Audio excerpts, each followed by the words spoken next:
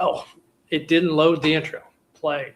We're live. We are live. Well, excuse us. The YAHOWAH vlog normally begins with an 18-second intro, and we have lots of time to get our act together. But in this time it was, oh, by the way, we're live. This is the south end of a Wookiee looking north, quite literally. And we're here to continue our series on Return to the Garden. I do have a new implement here on the show. This was made by Patty Bowen. As I understand it, that arrived late yesterday or early this morning. Leah brought it to me. YAHOWAH's Choter is on one side. The presentation of the Choter on YAHOWAH's voice, and Yeshaya 11 says that the Choter has the spirit of Chokmah, which means that it is he's an intelligent fellow. The fact that he is a Chokmah Choter, since he's the one and only one, I'm glad that he is Chokmah. On the other side, she has been quite clever and presenting many of the things that are related to this job. The moon is a part of the action because the Choter is the lesser luminary reflecting the greater luminary's light, would be Dowd. He's one of the three central players in God's story. There are three animals that are depicted as men that play central roles in the fulfillment of the Moed Mikre. And one of those is the bull, who is sacrificed on Towrah. He is also the Adamah. And as we turn here, we have the microphone of the YAHOWAH blog and also the books of YadaYah. So I thank you for my special glass for this this program. It is always already Wookiee approved. Now, by recap, so that you have an idea where we are. About a month or two ago, I was given reason to return to the story of Eden and what transpired there. And when we did, we made a number of profoundly important discoveries, unheralded discoveries, things that no one had ever considered previously. One of those is that Eden is a microcosm of planet Earth, and that God is going to return the entire Earth to the conditions experienced in Eden, and will do so on Towrah less than 8 years from now. This will be the 23rd and 24th of September of 2033 in year 6000 Yah. And when he does, he will do the same as was existent in Eden's, wiping out all traces of religion and politics and militarism and anti-Semitism and conspiracy. And then a select few will be allowed back into the garden, and those will be determined by the sacrifice of this bull here that we see on the back of the Choter's cup. Now, not only did we recognize these things, which are exceedingly profound, we also learned that it was God, YAHOWAH, who caused the fall of man, not something man did. It was actually man's crimes of omission more than commission. So this initial sin that must be expunged has nothing to do with the story. The fact of the matter is that YAHOWAH was bored with Adam. Adam didn't pass muster. He was not interesting. He did not listen. He did not engage and make a contribution, and YAHOWAH wanted him to work with him. He did not respond appropriately, and he proved himself unreliable. He showed no signs of growth and no indication that if he stumbled, he could recover, proving himself reliable and worthy. And therefore, there was no chance that Adam could ever reach the point that God could take him off of this planet and share the universe that he had created with him, which is really the intent. And so there would be a rebooting. There'd be a chance, a 6,000-year chance for us to get our act together, discover the true meaning of this story in the Garden of Eden, and for us to listen to YAHOWAH finally, for us to engage, doing what he wants accomplished, for us to show that man can stumble and fall and get back up and prove himself worthy, and that man can be observant, because God wants to show off the universe, and there's no purpose in doing that unless the person he is taking along for the ride is also observant as an explorer.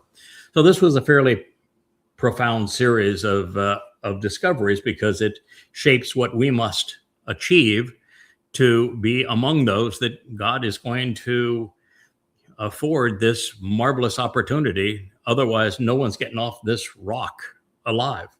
The earth is fine-tuned to protect and to shelter life, just as was the garden, and they are exactly the same.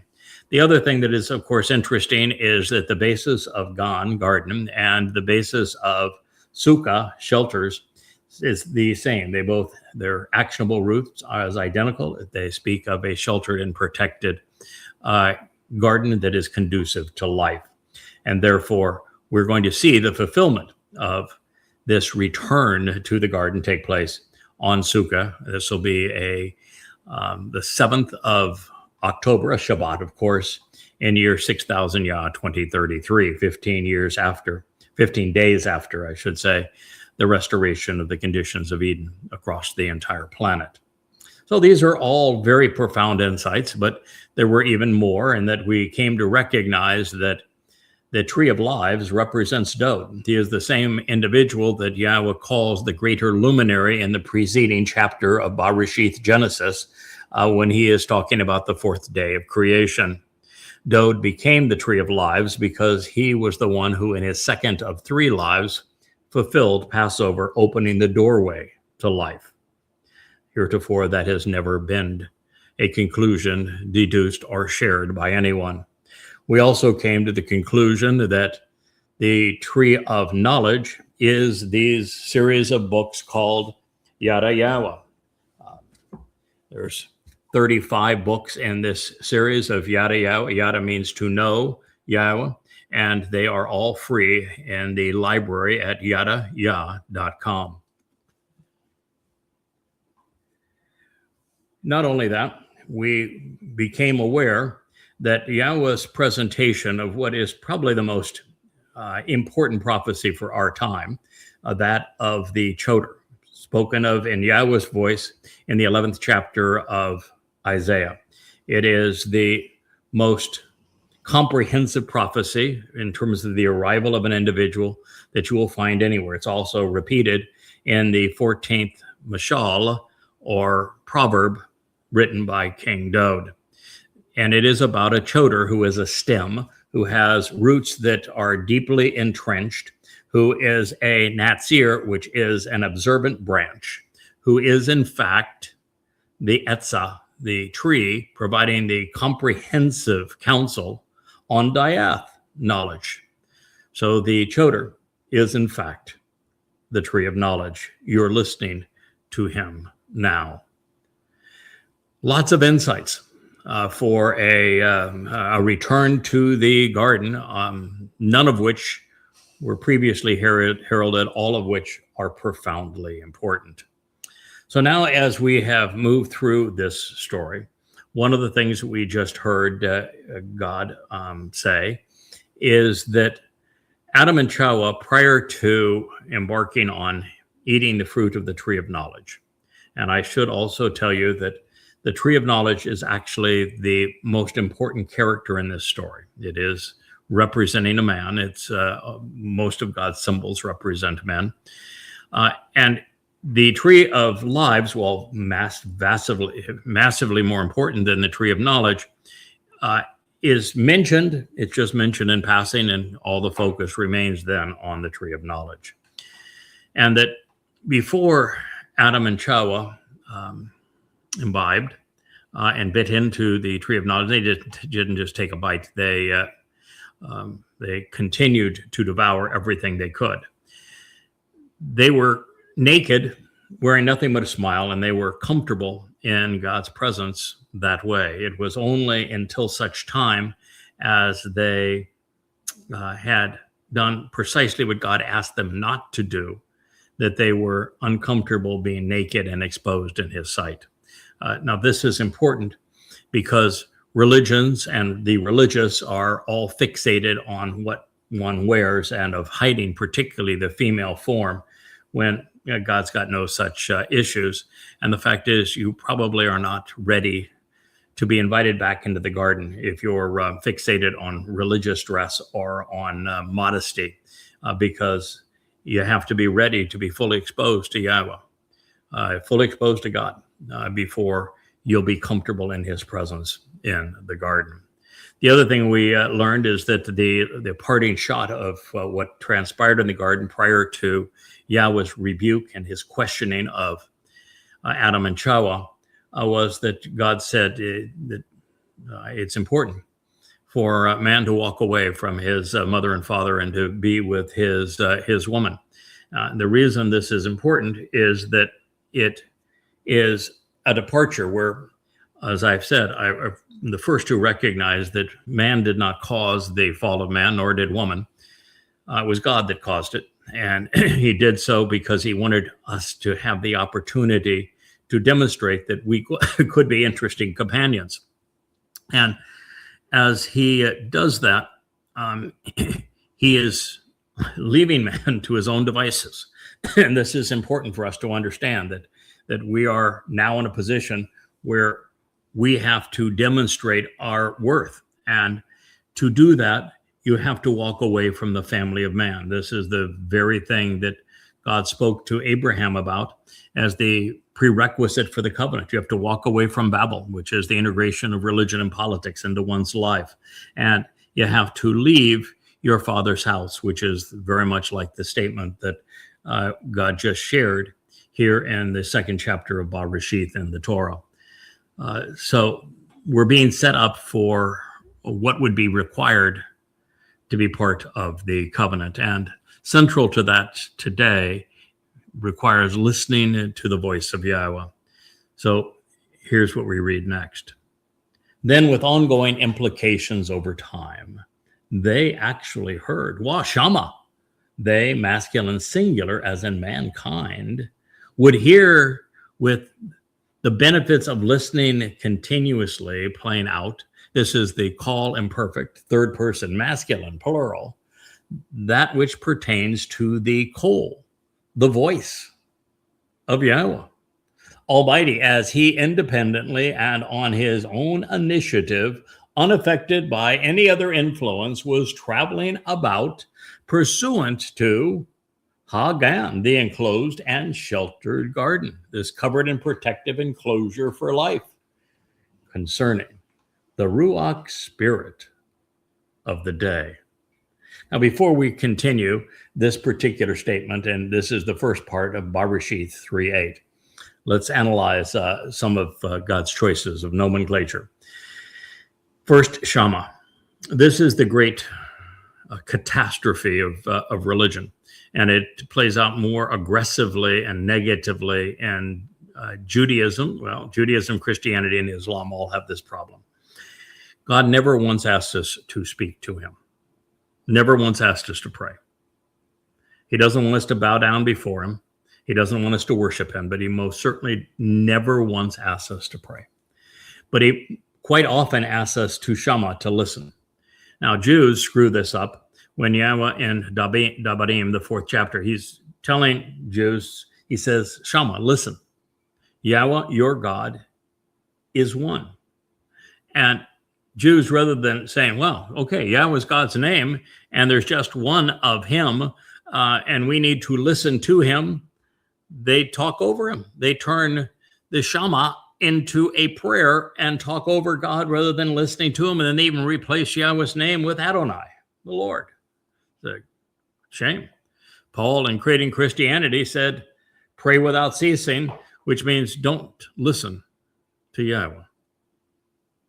And of course, Judaism is all fixated on multiple prayers every day, and none of them are really a prayer. They're a confession of submission to Allah, where you bow down in humility and put your nose in the dirt. It is it's a shameful thing, but that's what Allah wants, because Allah is Satan. So with ongoing implications over time, they actually heard. Now they were listening. But it's the they is masculine plural, so it is actually speaking of another time. What pertains to the kol voice. The kol voice of Yahweh is going to come up many times throughout the Torah and prophets. And in particular, the kol voice of Yahweh is presented as a latter-day witness that God has empowered to clear the obstacles away, to raise a thoroughfare from our world, the material world, to the spiritual world of the heavens where Yahweh resides. And so it is this coal of Yahweh that calls out in this wilderness of death and deceit to clear away the religious obstacles that have cluttered the way to Yahweh, which is through his Moed Mikre. And so the coal voice of Yahweh is an essential prophetic figure discussed throughout the prophets, and particularly in the book of Isaiah, YAHOWAH. He is of Yahweh. Yahweh is God's one and only name. If you do not know Yahweh's name, you do not know God. God does not know you. It is very easy to pronounce. The introduction of Yahweh's name was to Moshe. And at the time, Yahweh specifically said that his name was based upon the Hebrew verb Hayah. Hayah means to be. I was, I am, I will be. I exist. And Hayah tells us how to pronounce the Y, the Yod, and the two Hays in Yahweh's name. It's YAHOWAH. And then to understand the pronunciation of the Wah, which is the W, which is another vowel. Hebrew has 5 vowels and 17 consonants. All you have to do is look at the book that instructs us about the proper pronunciation of Yahweh's name. It's in the Torah. The O in Torah comes from the Hebrew Wah. Not difficult. So this is the voice of Yahweh Almighty, as he independently, on his own initiative, unaffected by any other influences, was traveling about. The verb is halak, but halak was represented in the hitpael participle, masculine singular absolute. Now what that means in the hitpael stem is that God was now independent of Adam and Chawah. He was there on his own initiative, not theirs. He was not affected any longer by what they were doing. They were separate. God was going to lecture them, and he was going to leave them. Pursuant to Gan, this enclosed and sheltered garden. This would be Yahweh's last visit to the garden. It was located where Lake Van is now in eastern Turkey. I think it's buried underneath the waters of Lake Van. It doesn't really matter in the fact that God's going to transform the entire earth to the conditions of Eden. But I think when he does, the original garden will probably be available to us to explore. I think it'd be fun for God to do that. He's that kind of guy. So I would expect that we will have tours of the original garden should we wish to go. It'd be fun to do. And the garden is a covered and protective enclosure for life. The earth, our planet, is specifically tuned for the same purpose. We, on this earth, have the ideal environment for life. In fact, as we realize all of the fine tuning that was necessary for life to exist on this planet, it is absolutely extraordinary. I've seen programs presented by scientists and physicists and the like, and they talk about the numbers, and you get to something in the range of 10 to the 100th power. I mean, numbers that are so astronomical they can't even be imagined in the human brain. For there to be another planet anywhere in our universe that is conducive to life. It's far more than just having the right size and type of star, of which our sun is perfect. It's much more than being just the right distance from that star, of which the Earth was 10% closer or 15% farther away, life would be impossible. It's more than just being in an orbit around that star at the right distance, because the orbit has to be round, circular, as opposed to elliptical, or it wouldn't work. It has to be that the planet is a rocky planet of not too great a size, not too small a size, and it has to have and maintain a molten core to have a magnetic field that protects the planet from radiation. Otherwise, it's not possible. It has to have water vapor in the air, which means the density of the planet has to be enough to gravitationally hold it there, but without the water vapor in the air, even with the magnetic field, life would not be possible because of the cosmic microwave bombardment of the planet. It has to have a moon that is abnormally large for the size of the planet. Our moon was actually created out of the Earth 4.5 billion years ago. A planet about the size of Mars hit the Earth, and the collision between the two created the Earth and the moon. A very unique situation. In fact, we don't see another combination of planet our size and moon our size, not only anywhere in our solar system, but anywhere in our galaxy. And it also has to have a gaseous giant placed outside of its orbit that is the distance that we find Jupiter and the size we find Jupiter. Otherwise, there's no vacuum cleaner out there to get rid of all of the harmful meteors and asteroids and comets that would otherwise destroy any chance of life on the planet. And it just goes on and on. It has to be in a certain range within an arm with a galaxy where it's about 3/4 of the way out from the center of a galaxy as we are from our sun. Any further out, and you don't get stars like the sun, you get red dwarfs, which won't support life, and you don't get any of the large quasars and neutron stars and that sort of thing that can explode and create the heavy elements. We're carbon-based creatures, so they don't exist if you go further out. And if you go further in, then the environment is just too caustic. When a quasar and the like stars explode, they would take all life away on the planet. So it gets too caustic as you move further in. And it can't even happen on a galaxy unless that galaxy is separated significantly from other galaxies, as ours is. And that planet has to have tectonic plates, or life is impossible. It has to have tides like we do, or life is impossible. It has to have the proper angle on its axis and proper spin rate between day and night. Can't be tidal locked as so many planets are. And it just goes on and on. It has to have this enormous wealth of water, which we uniquely do. And as I say, it's obvious that the Earth was finely tuned for life.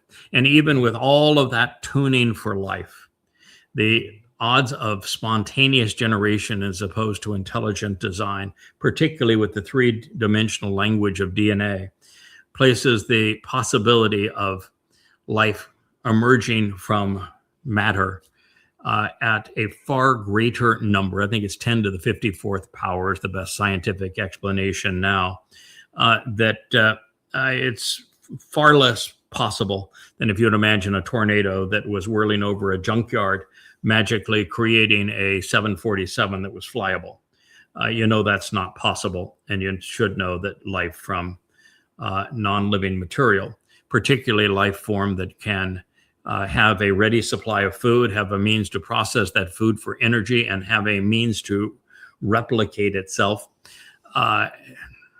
it's not possible. And DNA is a language. Languages don't spontaneously generate. So there we are. It's life was conceived here, and we are a protective enclosure that is conducive to life. And you might as well admit this, because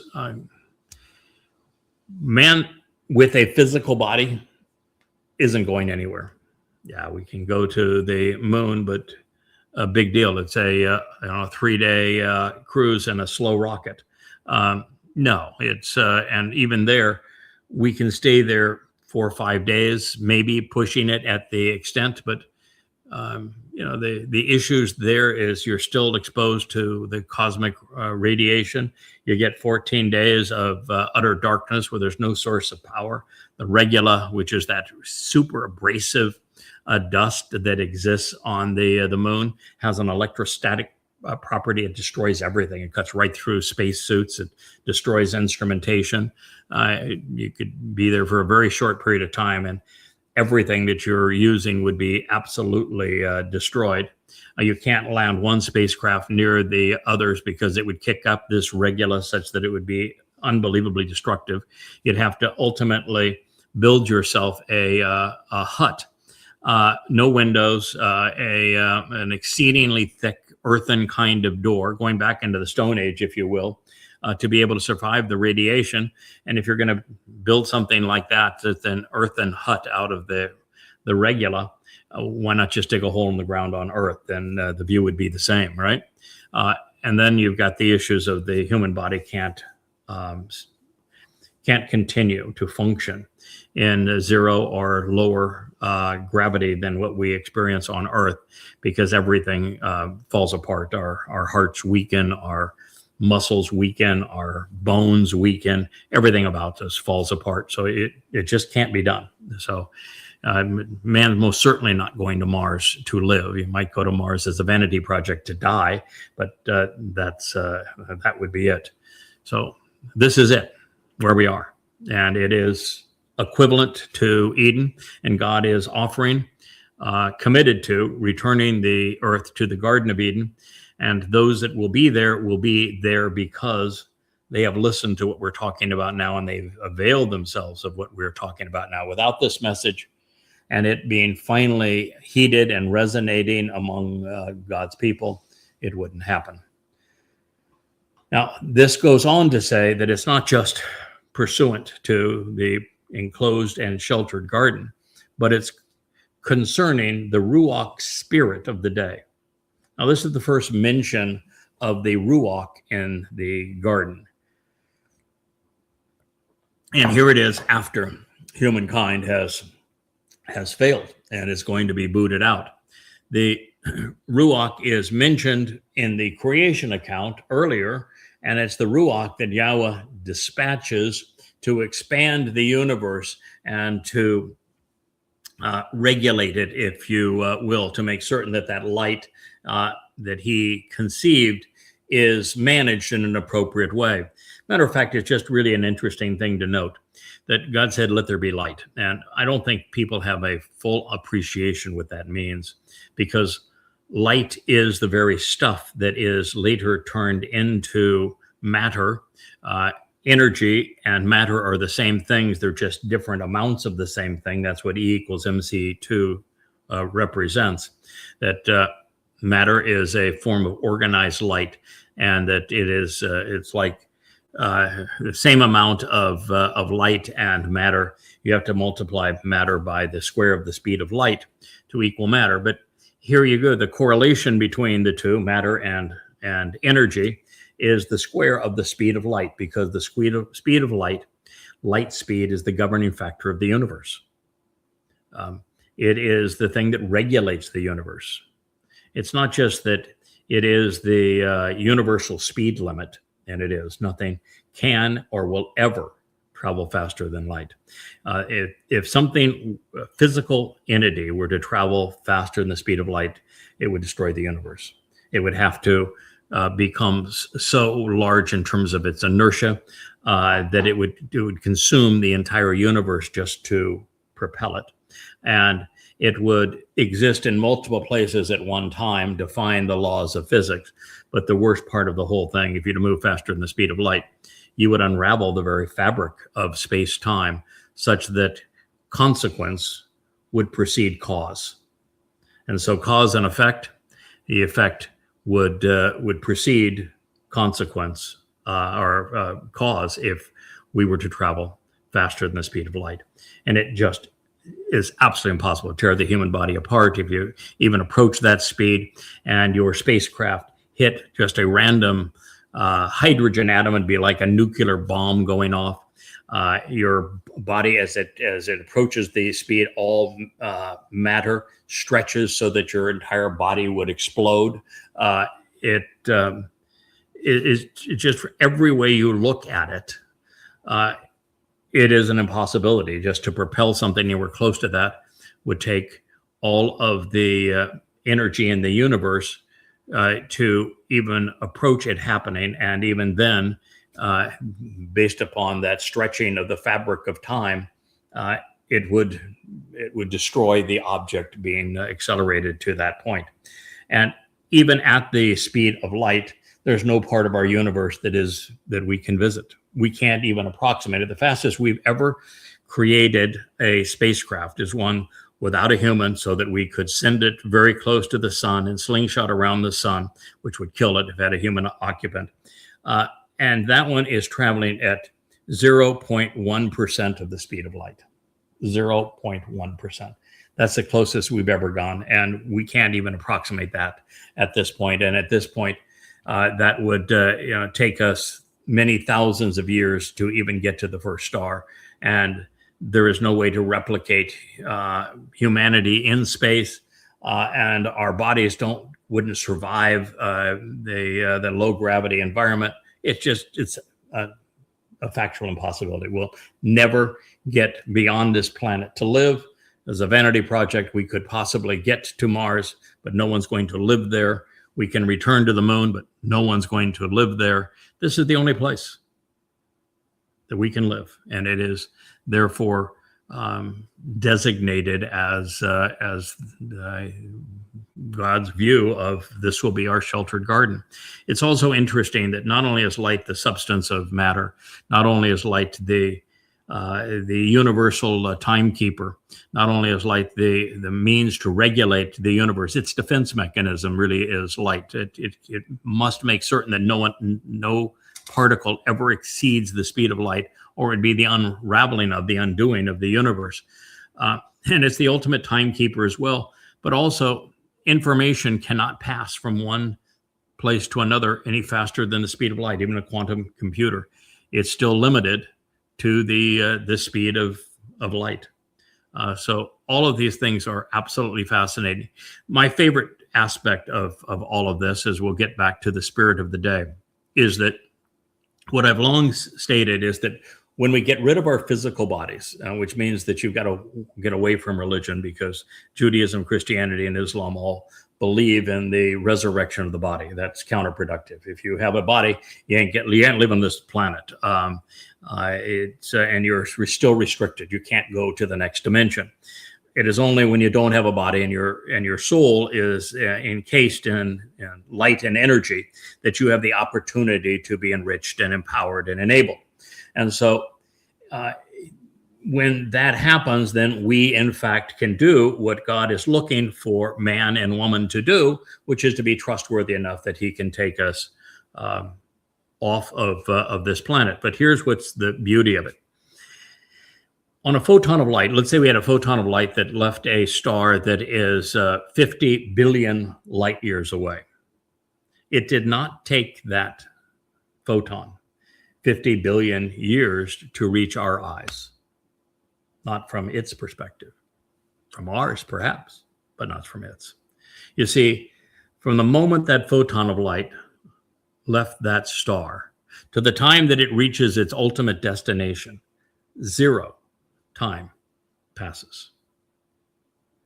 So as light, we can move from one place to another in 0 time. So we can explore the entire universe under that basis, because we can get to wherever we want to go in 0 time.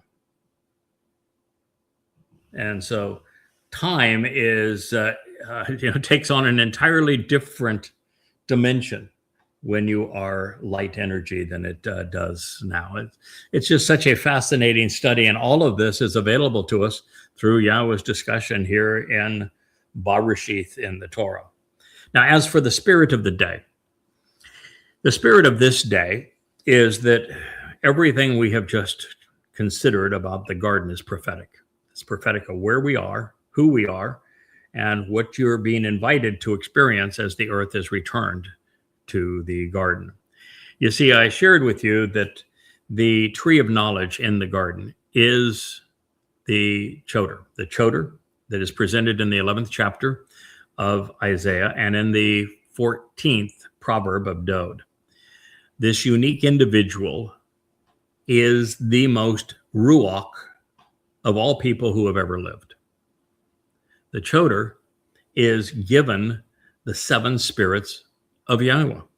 And so the spirit of the day is the tree of knowledge, who is the central figure in this story, because it is the tree of knowledge that equips people to recognize the toxicity of religion so that they leave religion, and then the truth about Yahweh so that they understand what Yahweh is offering and what he is expecting in return. And in particular, the tree of knowledge leads people back to the tree of lives, representing David, who fulfilled Passover, Matzah, and Bekurim in his second of 3 lives in 33 CE, which was year 4000 Yah, exactly as God explained.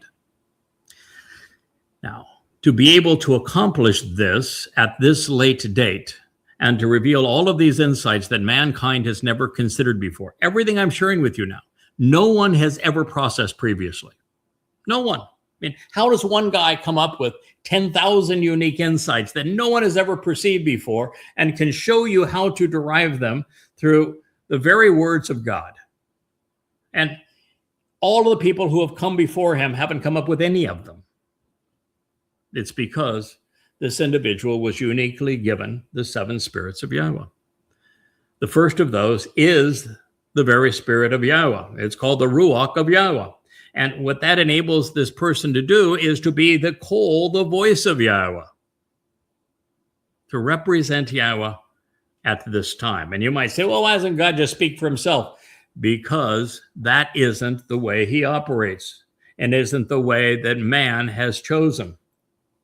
Man was given free will. God appeared directly before the children of Israel at the base of Mount Choreb, gave them 3 days to get their act together, to prepare Moshe, introducing them to the fact it was going to happen. They had witnessed Yahweh's flame, his light on the top of Mount Choreb. They had seen Moshe come down on occasion, once with the tablets of stone, twice with the tablets of stone, broke the first set. And they saw him radiate. His face was glowing. They saw the man's confidence. And so he said, God said, I'm going to come down. I'm going to demonstrate tangibly that I am God and I am speaking to you, so they trust what you have to say. And this is very consistent all the way through the Torah. When God chooses someone to speak through, he tells you, I have chosen this guy to speak through. There's no question about it. The Choter is the most obvious of these people for the last 3,000 years. The person that God says the most about is David. He is actually the person that is identified in the 18th chapter of Devarim, known to other people by its Greek title, Deuteronomy. But second unto Dowd, the most prophetic ink is describing this Choter, this voice of God, the herald of Dowd, the lesser luminary, the tree of knowledge that points people back and equips them to capitalize on the tree of lives. And this individual has the very Ruach of Yahweh. That has happened very, very infrequently. In fact, I don't think there's another place where it actually says the spirit of Yahweh. We know the Ruach came upon Moshe, it came upon Dowd, and it came upon a few others here and there along the way, but it's never expressed as the spirit of Yahweh. That's profound. And now what I was going to say, when Yahweh came to speak directly to the children of Israel, he was represented by fire, because God won't fit into a man. This idea that God can be a man like is in Jesus Christ is utterly stupid.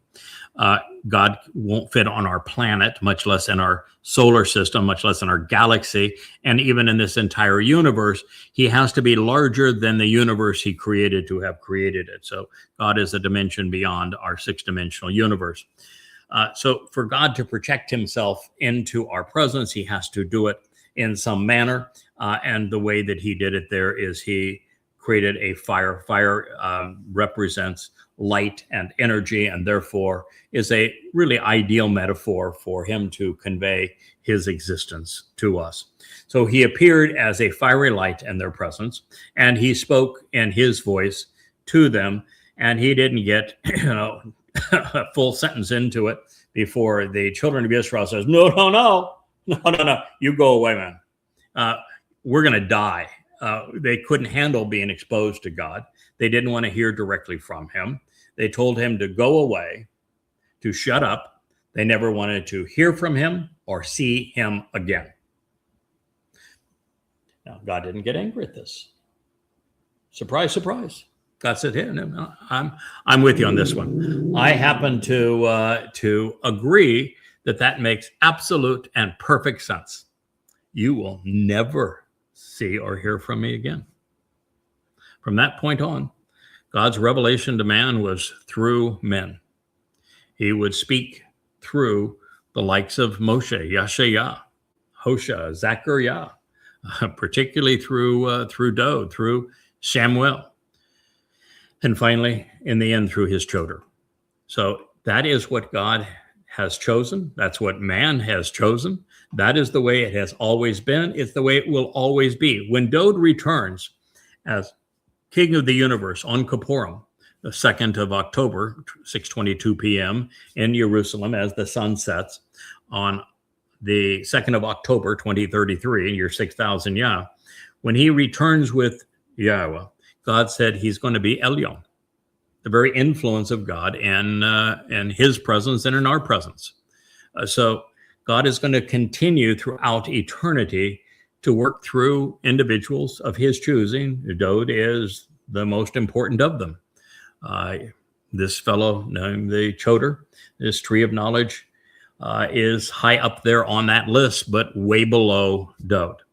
And so the spirit of the day is the fact that the tree of knowledge, the Choter, which is synonymous with the tree of knowledge, God made that emphatically clear in the 11th chapter of Isaiah, that the two of them, similarly named, filled with the Spirit. That is the spirit of the day. The Choter, in addition to the spirit of YAHOWAH, has the Choter of the spirit of Chokmah. That's why it says there, the Choter, Chokmah Choter. He has the spirit, and that means intelligence, by the way.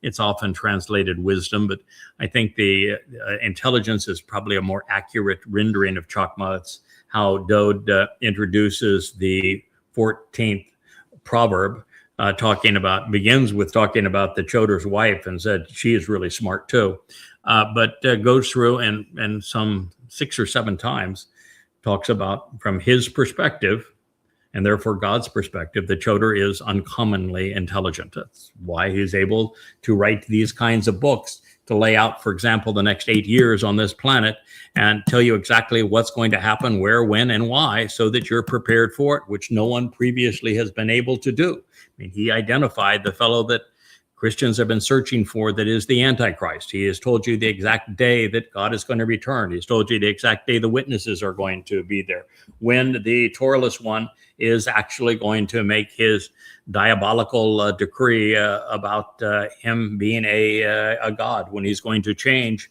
the schedule of the Moed Mikre.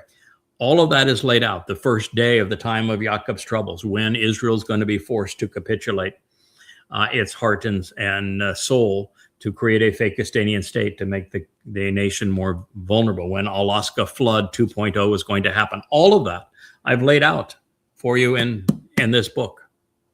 The day the 2 witnesses arrive, the names of the 2 witnesses, it's all there. And it's all there because the Choter has been given the Ruach of Chokmah, but he's also been given the Ruach of Bien, which happens to be my favorite of all Hebrew words. Bien means that you can make connections between things. It's the ability to comprehend, so that you look at, you develop knowledge by processing information intelligently and developing a foundation of knowledge, and then finding the connections, the relationships between things, such that you can go from knowing to understanding. Knowing is very powerful. Understanding is infinitely more valuable and empowering and enlightening and enabling than simply knowing. And he is given the spirit of understanding. Then this is is not the end of the list. I mean, that's already three: the Spirit of Yahweh, the Spirit of intelligence, the Spirit of understanding. The fourth Spirit is the Spirit of this day, Etzah. Tree is Etz. The tree of knowledge is the Etz Dayath. Etzah expands the concept of Etz tree such that this tree, Etzah, is providing comprehensive counsel and advice regarding the entire story that God has portrayed, so that you know it from beginning to end and all of the important dates along the way and everything that's important and that has never occurred prior to this series of books, of which there are 35 free, again, at YadaYah.com, and until the YAHOWAH blog. So this is the Etzah, the full expression of that tree. Then we reach the fifth of those Ruach that is afforded to this Choter. And it is the same Ruach that made Dowd so extraordinary. It's the Ruach of Gabora. Gabora is confidence, conviction, capability. This Choter is going to be so uniquely confident and capable that he's going to drive a whole lot of people crazy because they're insecure, and a super confident individual, it just absolutely drives the insecure people up a wall. But that's what's needed now. The person that's speaking as the voice of God, as this Choter, needs to have confidence, needs to be bold, and needs to be resilient. And so he's given the Spirit of Gabora. And then, of course, the sixth of the seven spirits of Yahweh fully identifies the Choter with the Etz Dayath, the tree of knowledge, because it is the spirit of Dayath, and that is the spirit of this day. And all that leads to the seven of the seven spirits of Yahweh, which is the spirit of Yara, which is to develop a respect and admiration for Yahweh. That is the spirit of this day. Of course, in your religious publications, they'll say it is the cool of the day. Ruach does not mean cool. It means spirit. Therefore, the man, whom we call Adam, it's just YAHOWAH Adam. Adam means red, earth, and man. As Adamah would be the bloody red man of the earth, with the ending expanding our understanding of the word, because this is prophetic and speaking of the Adamah Parah, who is the productive bull that is bull up here, the productive bull who is a bloody red man of the earth, because he is the man from Edom who is sacrificed to save many. So therefore, Adam, this man, and his woman withdrew as he moved away by himself.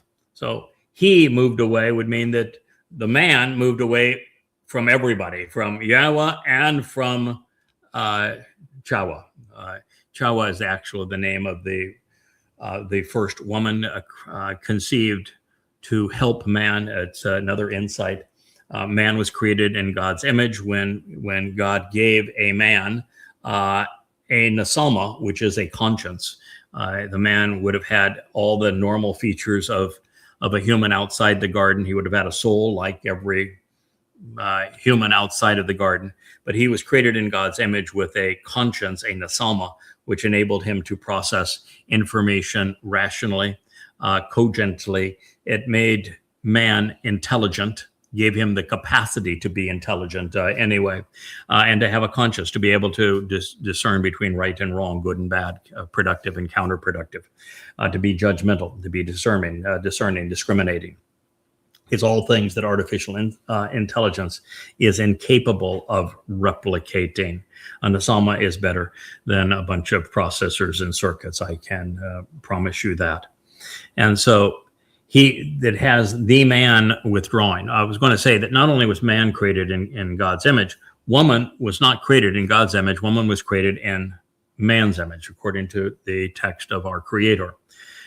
Also, man was created to work with God, to make a contribution to the relationship, to listen to God, to be observant of things around him, and therefore contemplative based upon what he had seen. Woman was created to help the man. Ezer is the word. It means to help. She was specifically created to support man, while man was created to engage with God in the ways that I have just articulated. The fact is that put together, there was synergy, and this would be an ideal relationship for man, for woman, and for God. But we very quickly destroyed what God was trying to create. Anyway, so it says the man withdrew. He moved away by himself, no longer assisted, influenced, or helped by anyone, which means that Chahwah was not helping him, which was her design purpose. It says Chahwah, he decided to retreat and leave by himself.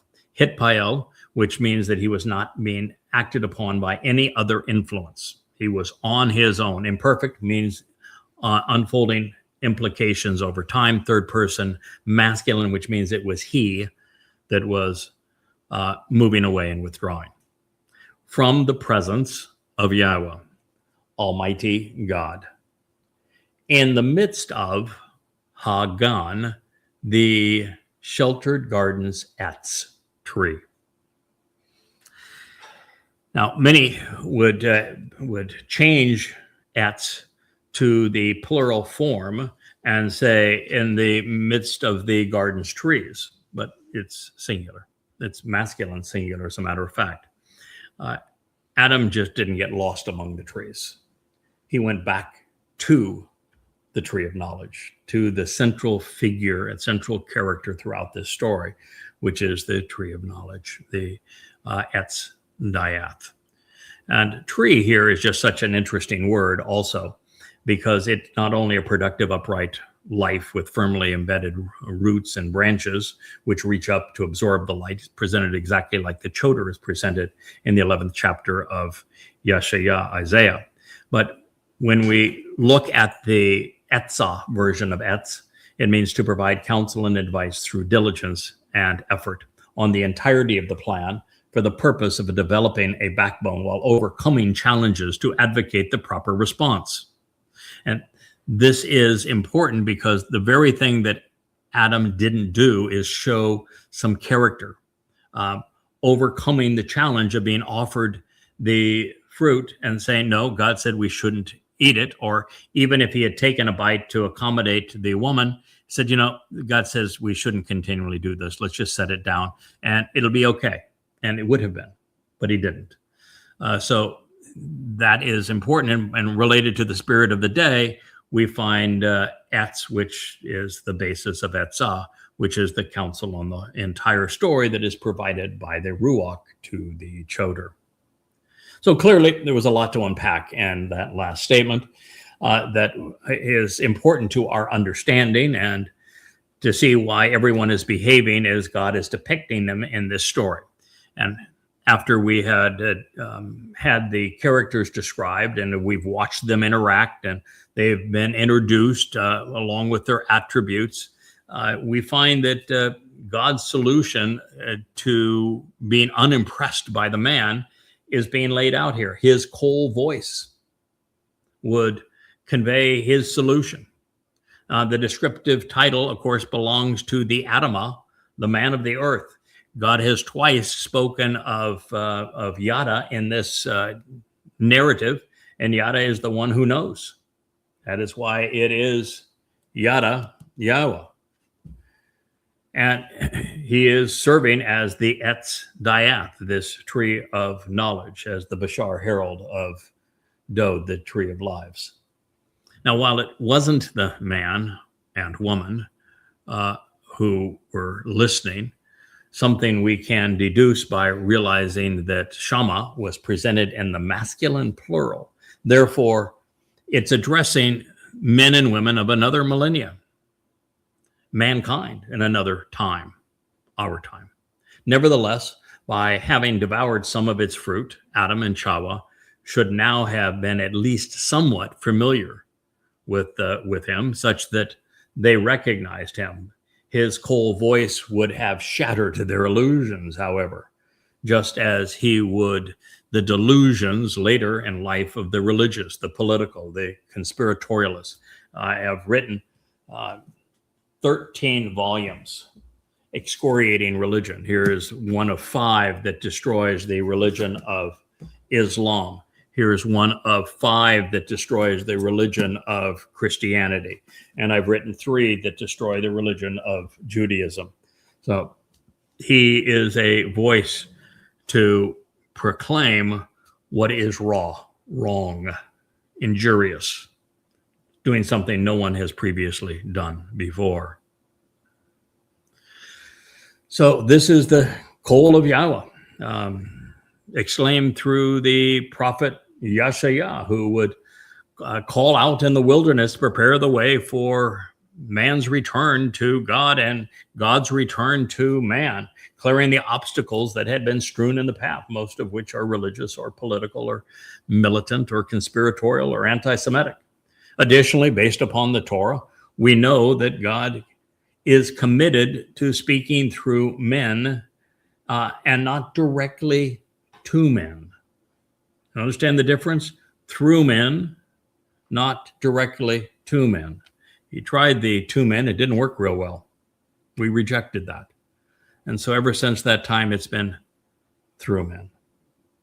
Now, as for the other interpretation that they heard the sound of the Lord God walking, I remind you that even though the verb is halak and can be translated as walking, that Yahweh expressly stated that he appeared al, which is above the man, not next to him or beside him. Kol is properly defined as voice 4 times more often than it is rendered sound. And since Yahweh is a 7-dimensional being, should he want to interact with man using legs and feet and conveying the sound of footsteps over broken branches, the most he could have done would be to project his nephesh soul into a physical form for the occasion. But had that been the case here, he would have depicted his presence using the term he uses elsewhere, ish, individual, something we have not seen anywhere in this narrative. Instead, we are told that this day pertained to the Ruach, spirit of Yahweh, something men have corrupted to cool of the day. And this is to say that it is correct to conclude that God was speaking to and observing this man as if he were a pet in a cage, swimming around akin to a goldfish bowl. Now, affirming this, while a lock can be rendered walking, it is correctly translated coming and going, moving about, and traveling 3 times more often than it is presented as walking. Therefore, Yahweh is continuing to use this narrative to advance his solution and his lack of interest in the uneducated, inexperienced, unproductive, undisciplined, unmotivated, irresponsible, and self-entitled man. Yah's tree would have a voice. YadaYah would become the YAHOWAH vlog. Now, should you disagree, that's your prerogative. But be aware, over the past 3,000 years, no one has known YAHOWAH better or spoken more accurately of him or for him. Even here, I'm the first to identify Dowd as the Tree of Lives, which was predicated upon being the first to prove that Dowd fulfilled Passover in his second of 3 lives, opening the door to life. And by properly reflecting the sun's brilliance, I became the Tree of Knowledge, the lesser luminary, the first to lead the world back to the Etz Chaim through the Etz Dayath. This is something YAHOWAH understood, but even the prophet Zechariah could not grasp this as he pondered the implications of the 2 trees flanking the menorah, the one next to the lights representing the first 3 mikre on one side and the other rooted alongside the fall mikre. Dowd on the spring mikre, Yada aligned with the fall. As a result, I'm the first to demonstrate that the Choter, YAHOWAH, foretold through YadaYah, is the Etzadayath, as a result of the Ruach Spirit. Now, that in and of itself is among the greatest discoveries of our age, of any age, because it destroys all messianic connections, not only with the Choter, but with the garden, with the Tree of Lives, with the Towrah, with the prophets. There's no room for a mythical Jesus in the midst of these truths that are so profound about Dowd and the role that the lesser luminary plays in reflecting the greater luminary's light, where the tree of knowledge leads us back to the tree of lives. But that's just low-hanging fruit, because I'm the first to determine that it was YAHOWAH who caused the fall of man. Now, climbing higher in the tree, I shared how God arranged man's ouster from the garden such that with woman, after billions of iterations, this would eventually evolve towards the desired result. Climbing to the top of the tree, I explained that our time out of and then back to the garden has transpired for a singular purpose, played out over 6,000 years. This is an opportunity for some men and women to become sufficiently interesting and reliable by being observant and listening to God, and then engaging and contributing something to the relationship, having fallen, having the wherewithal to prove that we can be trusted by standing up again, so that YAHOWAH can remove us from the Gan, this sheltered enclosure, even from the planet Earth itself, and allow some of us free reign throughout the universe, as well as access to Shamayim. Therefore, our journey isn't about seeking salvation, but instead striving to be interesting and trustworthy.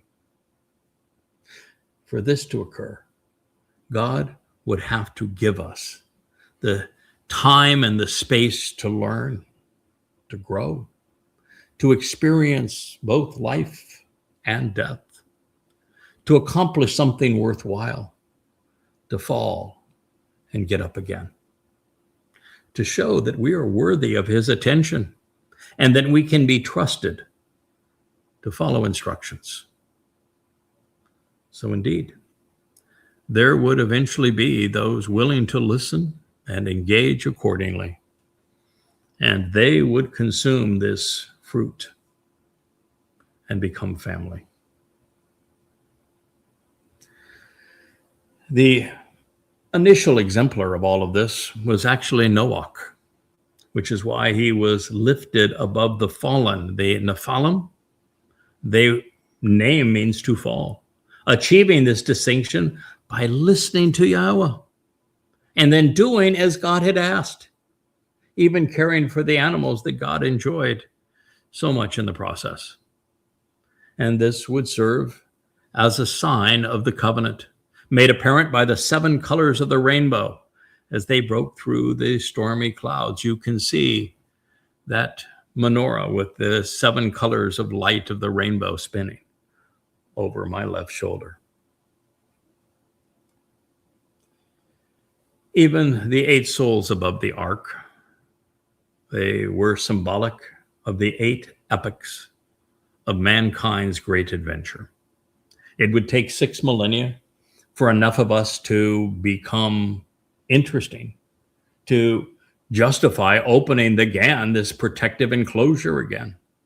But the situation would be different this time, as the 7th millennia is our opportunity to get it right.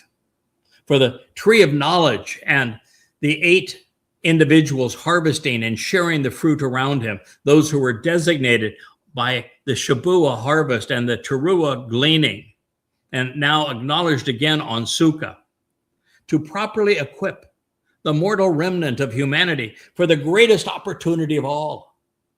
And that is when, beginning on the 8th day of Sukkah shelters, those who have made a contribution, proven that they can be trusted, and who have become interesting by learning, can be emancipated, free to explore the cosmos with our Creator, and a fashion that is mutually beneficial because we're interesting, because we can be trusted at long last.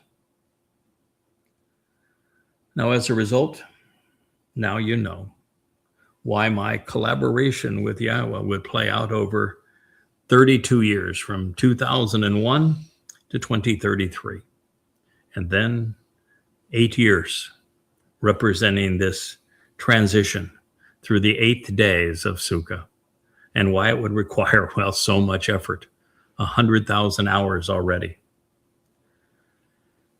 It's still counting.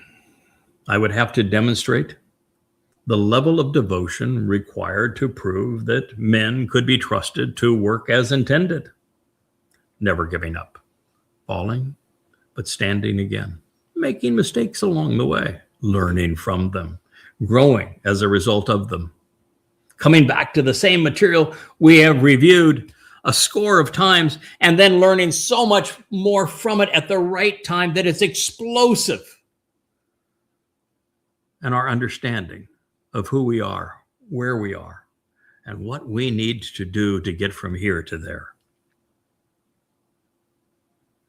You know, in the process, sure, I'd be tripped up on occasion. I'd make some mistakes, all to show that I could dust myself off, correct the record, and grow from there, build upon that. God wanted someone to affirm that by listening to him and engaging accordingly, going to where his words lead, that we are capable of learning what would be required of us to be enriched and empowered and able and emancipated by him to the extent that we become seven-dimensional explorers. So yes, the Choter would have roots then and now, branching out and bearing fruit.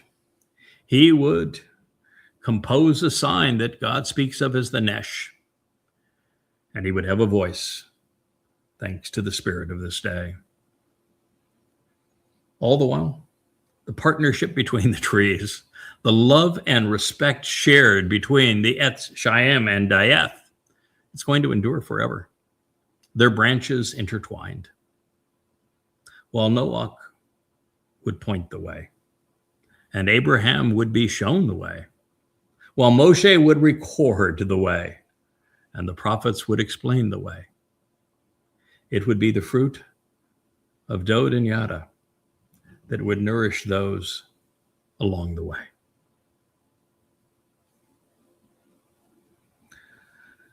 Yes, the fruit of these trees is the covenant family.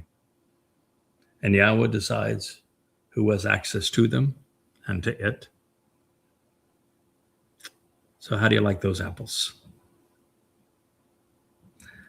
Collectively, what I've just shared with you is the pinnacle of human understanding pursuant to God. It's the reason for life. It is the essence of our existence. Do with this what you may. For reasons only God knows, I have been tasked with the responsibility. I shouldn't actually say that because God's actually made it quite clear as to what the reasons are. But nevertheless, I have been tasked with a responsibility I did not request, but I am not going to relinquish either, of reintroducing the world to YAHOWAH's name while simultaneously restoring his son's place in our lives. And while that's good, it's also bad. This job entails warning the world against the mess that men have made. By necessity, I must tell the world that Jesus is not God, that Allah is actually Satan, that there is no Hashem, that Marxists and MAGAs are both wrong, and that the current POTUS is actually demonic. The earth is spiraling out of control, such that in the next 8 years, catastrophe and disaster, destruction and death will be the hallmarks of this time. And standing up against it all, weathering the storm, is the deeply rooted, strong branched tree of knowledge of good and bad. I'm doing my job. I'm producing fruit, and I'm sharing it with all interested parties. Never has any man ever been as productive pursuant to the things of God. Nevertheless, my retirement is still, 1 millennia and 8 years away. God doesn't shortchange anything now, does he? I've got another 8 years here in this world as we know it, and 1,000 years in the garden to equip as many people as possible to explore the cosmos with YAHOWAH. So while it seems a bit anticlimactic, there is more to this story that God wants you to know. And so to rejoin his narrative where we left off, it is instructive to know that Shammah listening was cradled in the call imperfect and the third person masculine plural. Therefore, the implications are that the ones who are listening, who would listen to the Ets, the trees representing Dowd and YadaYah, are those of you who are listening now. Ets, and they are masculine, and the Israelites and Goyim in the last days are also masculine, speaking of both groups of people. The result would play out over time because Shammah was conveyed in the imperfect, and although nothing seemed to matter at the moment, it would 6,000 years thereafter. So having addressed the call of YAHOWAH, there is something more we can learn from halak.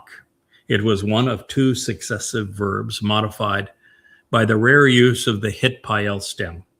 This means that both YAHOWAH and his call voice, while regarded as one, are unaffected by the wiles of man. It was true of YAHOWAH, having given up on Adam, and it is true now of his voice being incongruous with the religious and the political. And in the participle form, God's movement through space and time is having a vividly depicted effect such that it leaves an indelible impression on our minds. This is particularly germane regarding the narrative which took place within the enclosed garden, which is why the Ruach spirit is presented at this time. The fact is, this was YAHOWAH's last time to move above the garden, and he will not return to travel above it again until a remnant of Yisrael and some very fortunate Goyim are afforded that opportunity by the Choter, such that they can re-enter the garden and experience YAHOWAH's presence, particularly as it is represented through the Elyon, who is his beloved son, Dowd. Now, while it is subtle, there are a couple of reasons that YAHOWAH mentioned his spirit in conjunction with listening. This pertains to his relative location in time and the nature of the garden yesterday and tomorrow. Without the 7 Ruach of YAHOWAH, the Choter would not have been able to discern what billions have missed over the millennia. And without being slandered by those falsely claiming that the Ruach is a spirit mom, I would not have returned to this narrative at this time. Therefore, I would not have noticed the great discoveries that have resulted from this current investigation. This is why I have expressed and have recognized that YAHOWAH has noted with some extraordinary prophecies adroitly depicting what would be a fracture within the family, such that it serves a purpose, as did Chawah's flight of fancy and her rebellion on this day. We grow when we meet and rise above challenges. So, moving even deeper into the preceding narrative, while the story depicts Adam and Chawah together, it's the man who is shown as Chawah withdrawing from God, because it was scribed in the third person masculine singular, as I mentioned previously. Further, since Chawah was modified by the hit payel stem, Adam is acknowledging that he is no longer being assisted by Chawah or influenced by God. This suggests that he, Chawah, decided to leave also on his own accord. So the parting was mutual between God and man. It didn't work out. All of this brings us right back to the Etz, the tree, which remains masculine and singular throughout. This text does not say that Adam was hiding among the trees, plural. He was ba-tawak, in the midst of the one tree in the garden, in the Gan. It was the one he coveted, apparently trying to consume as much of it as he could prior to being escorted out of the garden. Therefore, while Chawah was the first to bite, wanting to be a mother goddess in her case, Adam was anything but an innocent bystander. So we are also reminded of what this etz represents. The tree's purpose was to etzah, provide counsel and advice through diligence and effort on the entirety of the plan, ultimately framing the issues that God wanted understood, providing the right perspective to advise people regarding them.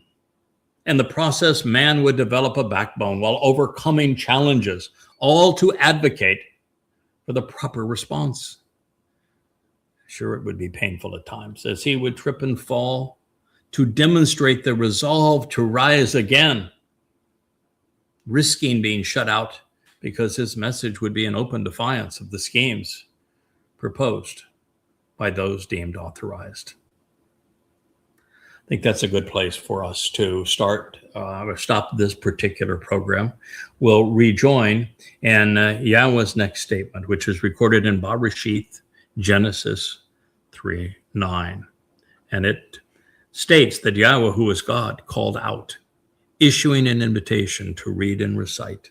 He karad, the verbal base of Mikra, the 7 invitations for us to be called out of this world and to meet with God. And he's made this proclamation to the man. And he asked him, where are you? He's asking you the same question. Thank you for listening. We'll be back tomorrow.